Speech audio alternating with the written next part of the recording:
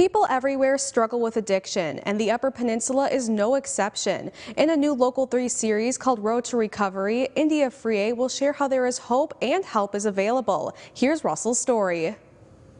One day I literally woke up and found myself physically and mentally addicted to opioids. Russell Boudry spent most of his life in the UP, with roots going back 150 years in Marquette Township. He says he spent his youth as a true Youper.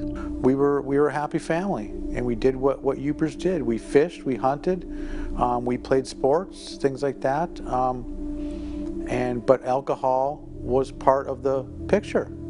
It was part of the activities. The drinks were always pouring, and at age 12, Russell had his first drink. You know, you start off with stealing a beverage from the liquor cabinet or the beer, you know, the beer case or something. They won't miss one or two. In high school, Russell drank and smoked with his friends. He later went to college where the drinking and drug use became more constant, and he was introduced to a whole new type of drug. Immediately, the light went on when the feeling, the physical feeling, the psychological, the mental feeling that takes you over, and it's similar to alcohol, but it seems to be more convenient. It's in a smaller package, and it works quickly, and you can hide it better than drinking sometimes. Russell became addicted to opioids, an addiction he would spend the next 20 years suffering with. The realization that I need this substance to get on with my day. I literally couldn't function to start the day off without using. For a while, Russell could function with his addiction. He went to school, he had a job, and went through his day-to-day, but behind the success, he battled with his craving. The addictions, it's a progressive disease, and it keeps getting worse and worse and worse. It took years. It took several years to get to the full-blown addict phase where I literally couldn't leave the house without having a substance. Soon, drugs became his main priority. When I put my substance of choice at the top of the hierarchy of my priorities, that's when things start to suffer. Because if my drug is at my top my priority, everything else is secondary. And his addiction led him down a darker road.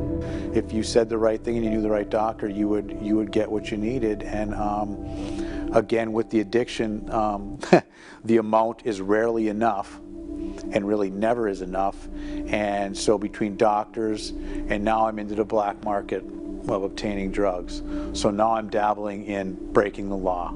After legal troubles at his break-in point, Russell got a shot at a second chance. He enrolled in treatment at Phoenix House in Michigan at age 45.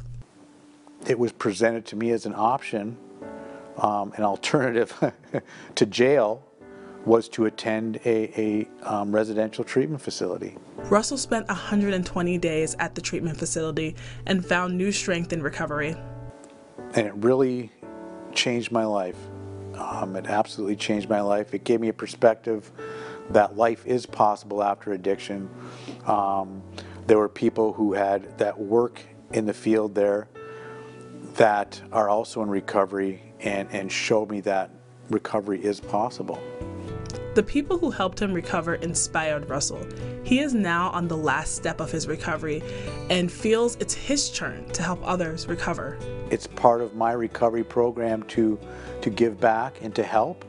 Russell started as a recovery aide at the Great Lakes Recovery Center, and in 17 months, he later moved up to a caseworker. Now he oversees a sober house.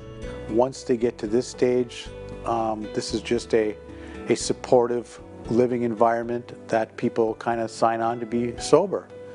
The house is set to open in a few weeks, and Russell is hopeful he can use his experience to help those who come through the home. We need all the support we can get.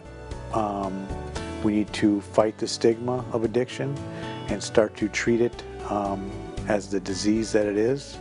It is a disease of mind, body, and soul, and the more that we can support people in this process, the more successful and the chances they have of succeeding will be greater. Reporting in Marquette, I'm India Frié, Local 3 News.